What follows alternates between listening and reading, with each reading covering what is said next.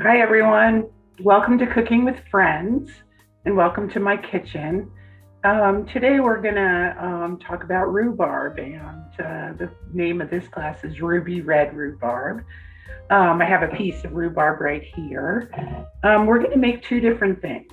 We're going to do a rhubarb upside down cake, and we're going to make a shrub with rhubarb and ginger. So a shrub is actually a vinegar-based syrup that you can use to add to drinks or to make cocktails. I'm going to give you a recipe to make a cocktail with this rhubarb shrub. It can be alcoholic or non-alcoholic, but I thought it would be kind of fun and something a little bit different. So why don't we get started here, and just to give you a little lay of the land. For these classes, I tend to measure out all my ingredients ahead of time. I've chopped up a bunch of rhubarb that we needed chopped for this, but I'm going to show you on the one stalk I have remaining what to do. So it's coming into season, or it's been in season now in New Jersey. Many of you may have it growing in your backyard like I do.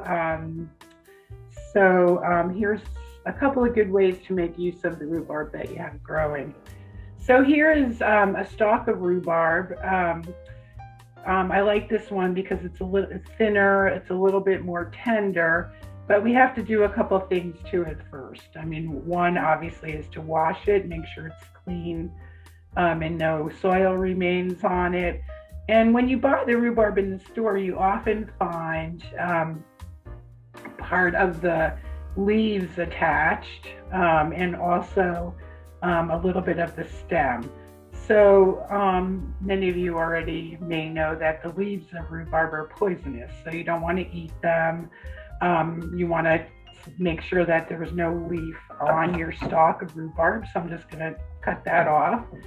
And then the stem end, or where it comes out of the ground, there's often a section of it that has some soil attached to it or some dried leaf litter on it. So I'm going to cut that part off too and put that aside.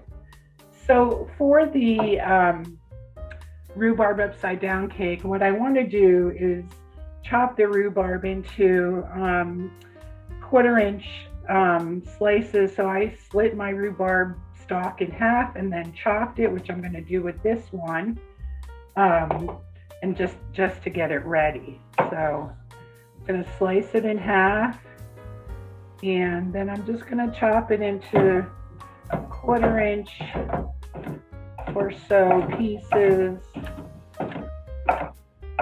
And this is going to be the upside down part of the rhubarb upside down cake.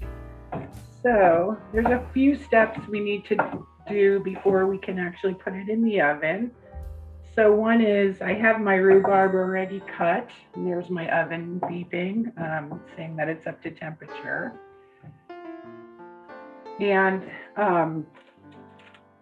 what I'm going to do is, I have a bowl here with sugar and some cornstarch already in it. I'm going to add my rhubarb to it and let that sort of macerate for a little bit while I get everything else ready. So I'm adding the rhubarb to that. I'm going to just stir it around a little bit so it's coated with the sugar and the cornstarch. The cornstarch is going to help it thicken up a little bit once it cooks.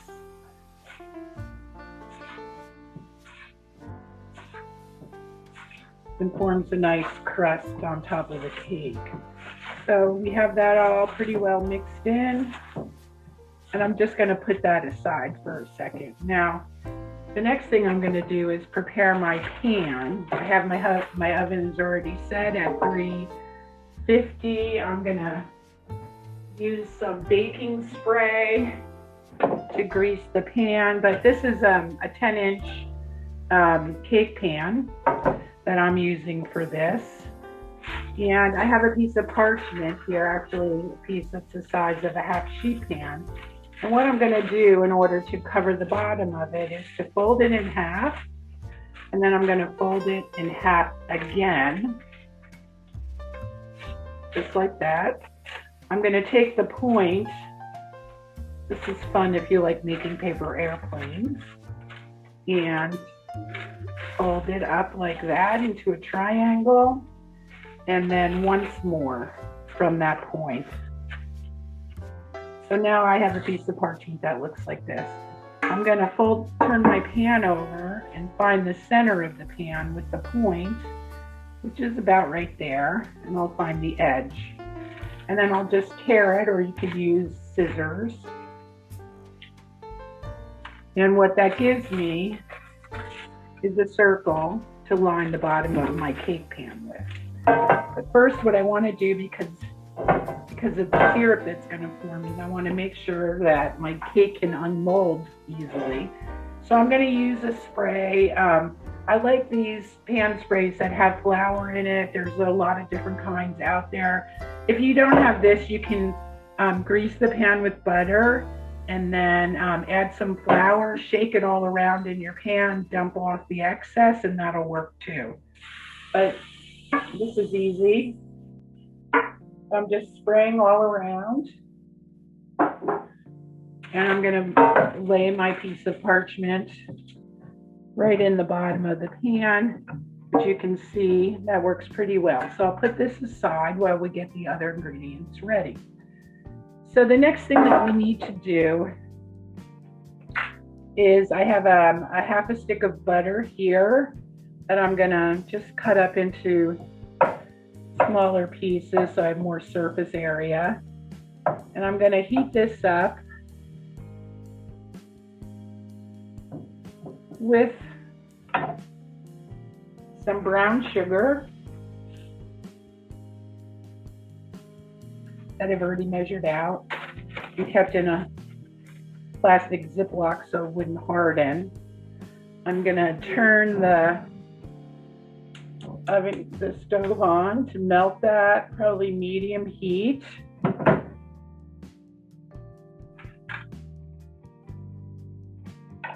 gonna let this melt just a little bit, and I'm gonna add the brown sugar. So I just want this to cook until it'll kind of start to bubble and smooth out. The brown sugar will be melted in there, and we're gonna pour that into the bottom of the cake pan. So that's the first thing that I want to get done for this recipe.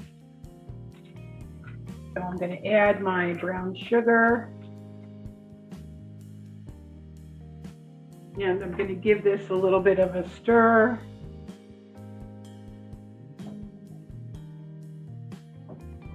And I'll show you what this looks like in just a sec.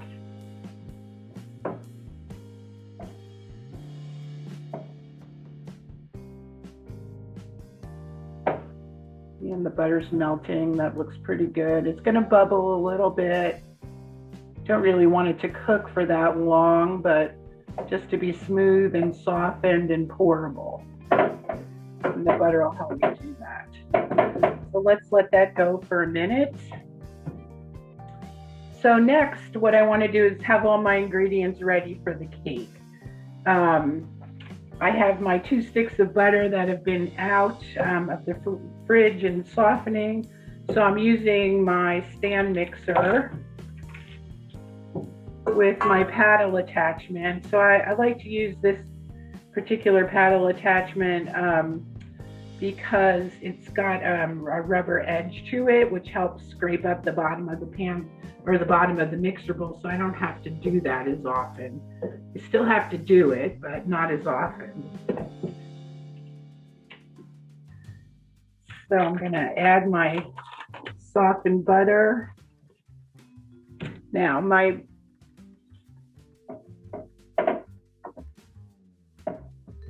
butter and sugar mixture is looking pretty good. Show you what this looks like in the pan. So it's nice and smooth and kind of liquidy. I'm just going to give it a stir around. I'm going to turn off my burner. And I'm going to take my cake pan that I've gotten ready, and I'm just going to pour this into the bottom.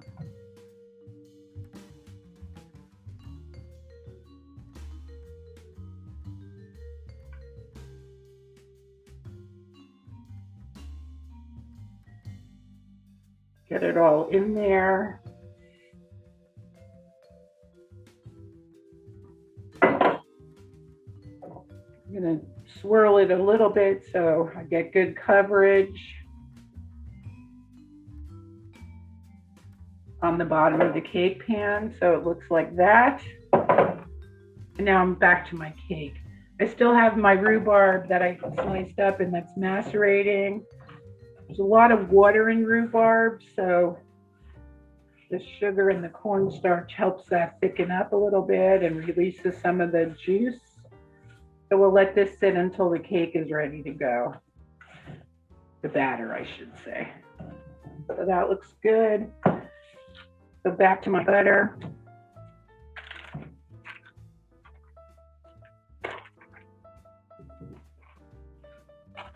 Now I have my sugar already measured out for this. And what I want to do is add some lemon zest to it. So I have my grater and a lemon that I washed. And I want the zest of the whole lemon. So I'm just carefully scraping. I don't really want any of the white pith underneath the skin in there because that'll tend to make things bitter. And all your essential oils are in the yellow part of the lemon rind. And that's true with any citrus, with lime or orange.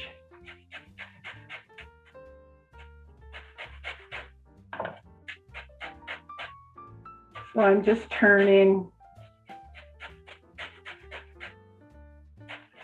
and getting a nice amount of lemon zest in with my sugar.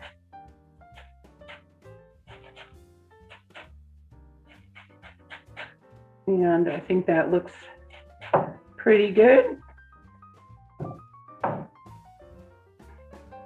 Now with my fingers, what I'm going to do is just kind of rub that into the sugar. I'm releasing more of the oils that way.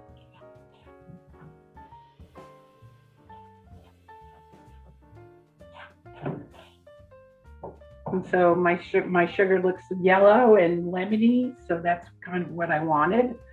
So I can turn my mixer on, get this going with the sugar.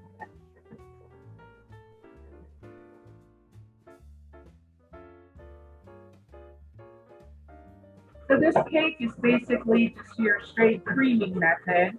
I'm creaming butter and sugar. I'm going to add eggs to it next. So I have my 4 eggs here. I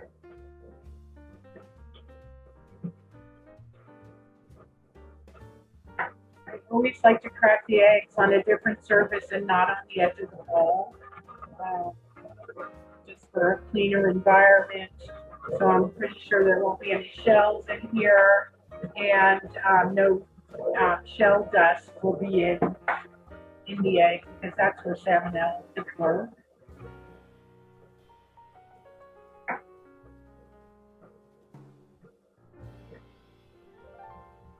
Here's my 4 eggs that are ready to go in. As soon as I feel like this is light and creamy, I'm going to turn up the volume on the mixer just a little bit. I have my flour and baking powder and salt ready to go. You can sift it if you feel like your flour is lumpy. I almost never do that. I usually just use a whisk. Just stir it all around. I have my sour cream already measured out.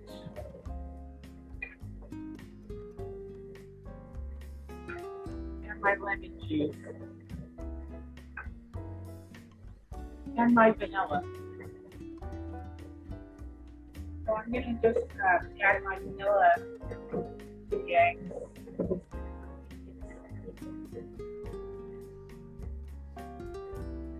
If you're wondering, I make my own vanilla with Baker's bark and lots of vanilla beans in here. Actually,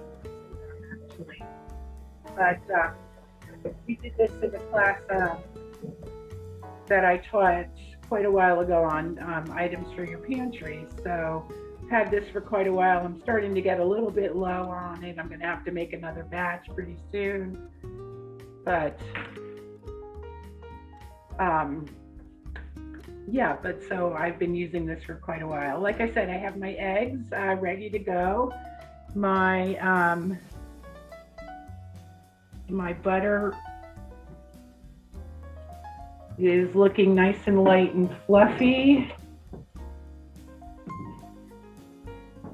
So I'm going to add, I wanted to show you what this looks like, although I do have, oh, here we go. Great.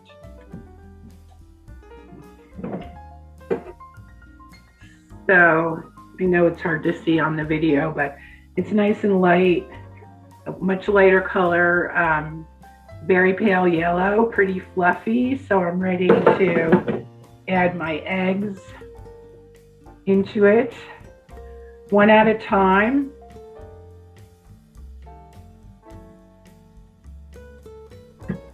My eggs are all in there. Now I'm going to add lemon juice and the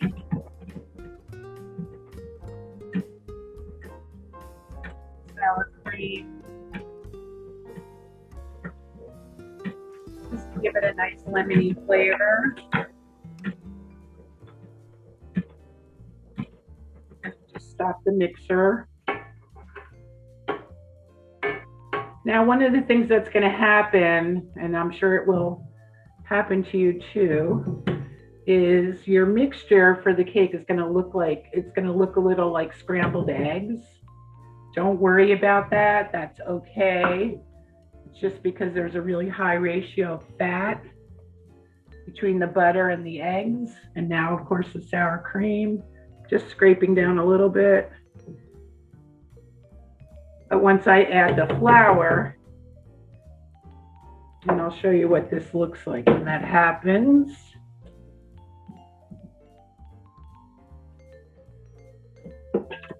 So if you can see in there, it looks a little bit like scrambled eggs, but that's perfectly normal and fine.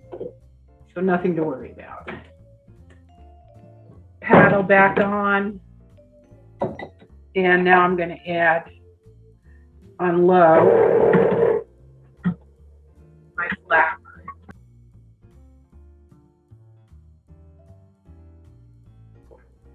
Here.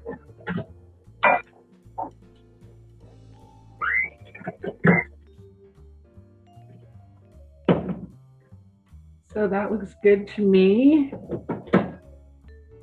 I'm gonna scrape off my paddle.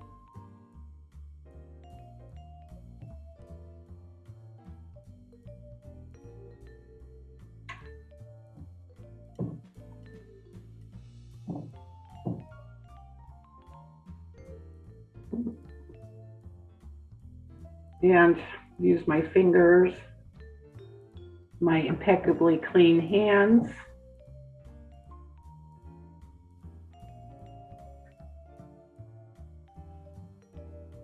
And wash my hands again. So it's a pretty simple cake batter. Like I said, traditional creaming method. I'm going to get my larger spatula here. And I just want to,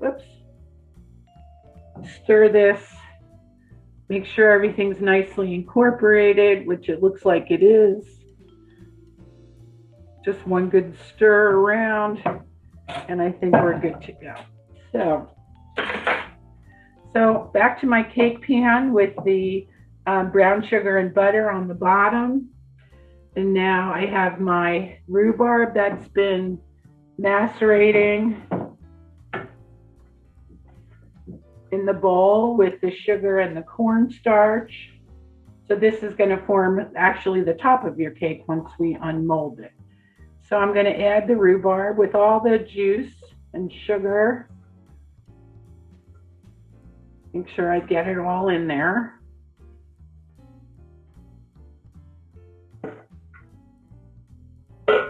And I'm just going to spread this around so that the bottom is covered.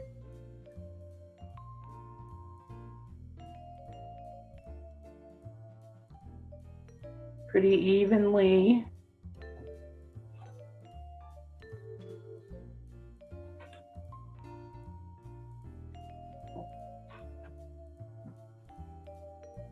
And I think that looks great. And I'll show you what that looks like. And now I'm going to add my batter. So this batter is pretty stiff. So what I like to do with stiff batters whenever and because I don't really want to disturb the bottom, is I'm going to kind of add it in dollops all around the cake. So that way I don't have to spread too much.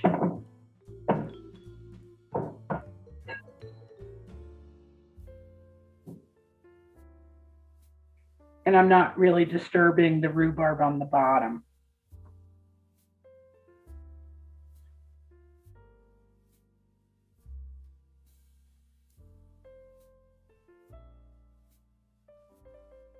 One last dollop.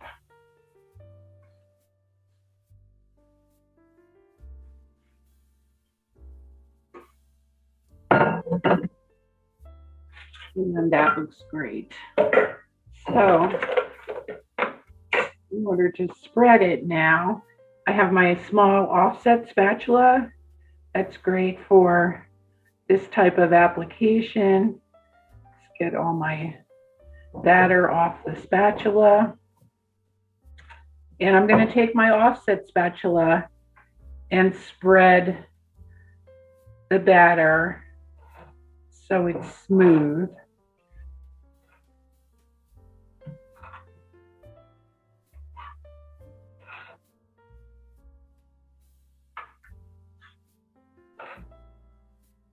All the way around. So I'm really spreading the batter and I'm trying very hard not to disturb the rhubarb underneath. And this makes it very easy to do. So I just want to make sure that I have a nice even layer in the cake, and when it's in the oven, it'll even itself out too. And that last little dollop right in the middle. And so now I'm ready to go in the oven. So I'm going to put this in a 325-degree oven. And it takes, I baked this yesterday, so you could see what the finished product was going to look like. But it takes about an hour, give or take, depending on your oven. You want to stick a fork in it, stick a knife in it to make sure that there's no raw dough clinging to it. But when I cooked it yesterday, it took just an hour to get to that point. Now, once this cake is done, you're going to take it out of the oven and let it sit on a rack for 10 to 15 minutes, no more, because you want to unmold it while it's still warm. Because if you let it sit any longer, it's going to stick to the bottom of the pan, and that will just ruin your whole upside down cake effect. So take it out of the oven when it's done after about an hour. Let it sit for about 10 to 15 minutes, no more than that. Then you're going to take a plate, put it on top of the pan with oven mitts, because this will be hot, and you want to flip it over onto the plate. So the other thing you want to make sure is that it's loosened from the edges of the cake, from the edges of the pan, so you can run a knife around the edge. But it came out just perfectly, you know, all those good juices from the butter and the brown sugar, and also from the rhubarb. And it made it look like a little mosaic. But you can see that the rhubarb on top is a really pretty pink color. Some of the batter of the cake comes through a little bit. There's a nice sauce that kind of forms around it. I don't know, it looks delicious. If you like rhubarb, I think you'll like this cake a lot. So I'm going to slice a piece of the rhubarb cake now, so you can see what the inside looks like. It's been really hard to leave this since yesterday and not try it. I really did want to cut it and have a piece with my tea in the afternoon, but I didn't. I thought I would wait for you. So give this a stir. Great, so that's all going. Let's use my back for a second.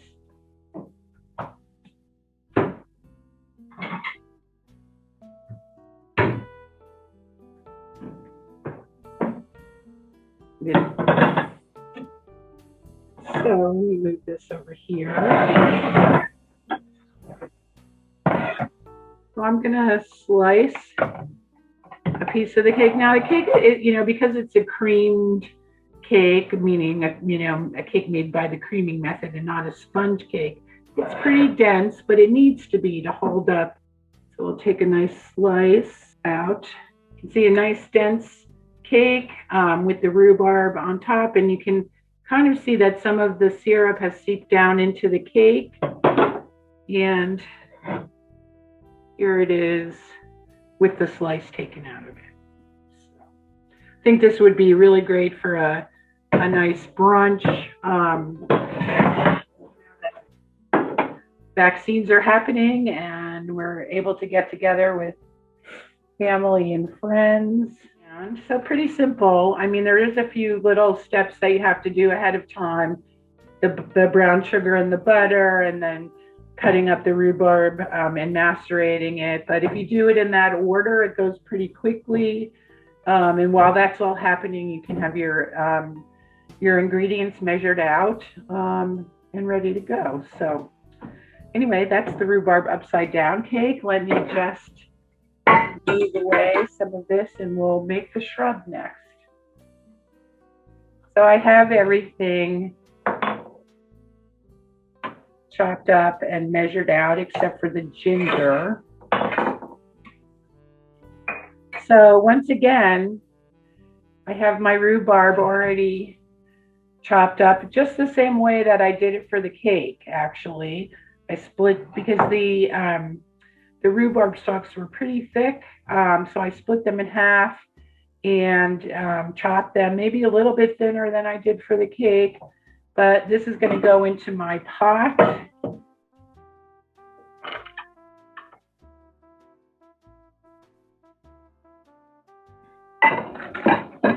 I'm going to add some sugar. I'm going to add apple cider vinegar. Now, I am making a much less of a batch than the recipe that I gave you. So if my measurements look different than what you can do, the recipe that I gave you will make enough for about 12 cocktails. I'm not a big gin drinker, so I'm making less. I like to have it with just seltzer. So I'm going to add the apple cider vinegar to the pot. And then also my ginger. So I have a few pieces of ginger. I don't even need to peel it because I am going to strain this once it's cooked. So that makes it a lot easier. One trick I like to tell people about, if you're peeling ginger, just take a spoon, like a teaspoon, and scrape it, the tip of the spoon along the edge, and the skin will come off right away. But I don't need to do this with this particular recipe, so I'm just gonna slice it into rounds. And like I said, I'm doing about a quarter of the version of what your recipe says, so I'm using less. I think in your recipe it says use a 7-inch piece of ginger. So I'm just slicing it into coins like this, and I'm going to add it to the pot. So now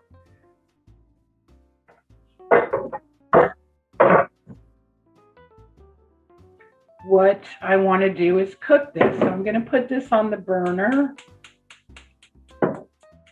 which in my house, sometimes it needs a little help in lighting. I'm going to give this a nice stir.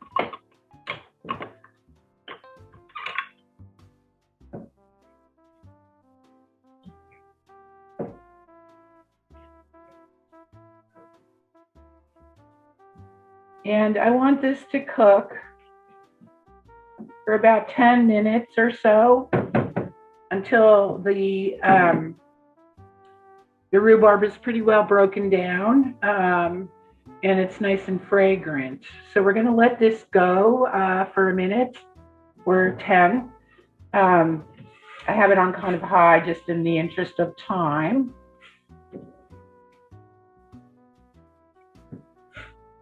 It's breaking down nicely. So I'm happy with the way that looks. Now, and here I have my glass bowl that I just had the raw rhubarb in. And I have my strainer here because I want to strain out the solids.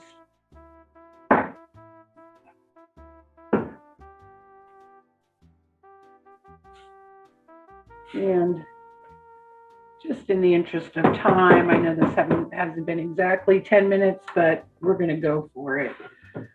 So I'm going to pour it through. And now you can see why I didn't really need to peel the ginger because we're not keeping that. But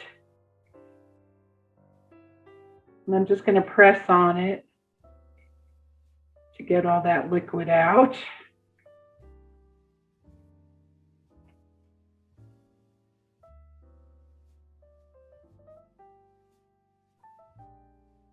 You know, and these shrubs, I mean, because of the apple cider vinegar that's in it, you know, it's good for your digestion.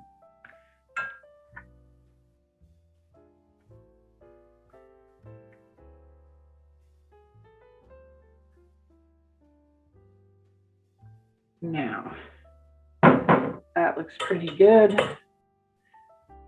So I'm going to tip the bowl.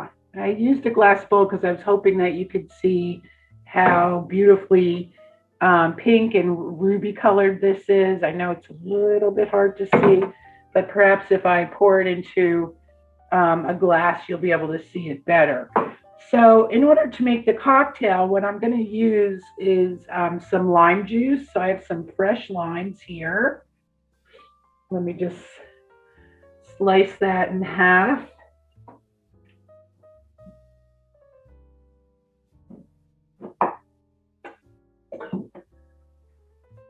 I have my reamer. So into my glass. Now, and if you were making, you know, a cocktails for a crowd, you could do this in a pitcher or another glass bowl. But like I said, the recipe you have makes enough for 12 cocktails. So just a little bit of lemon juice.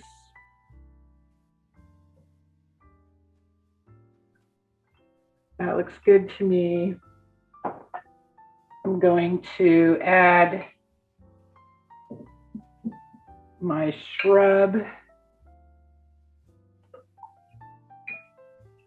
Now I think you can see how beautifully pink this is. Maybe just a little bit more.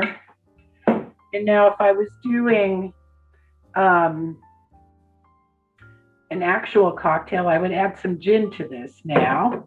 And you have the measurements in your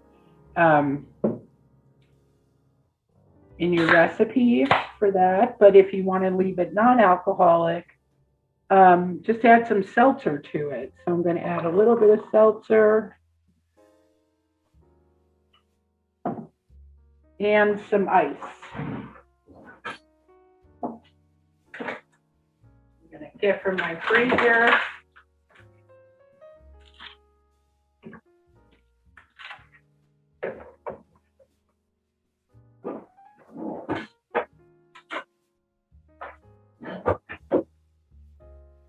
And there you have it, a nice refreshing drink for the summer.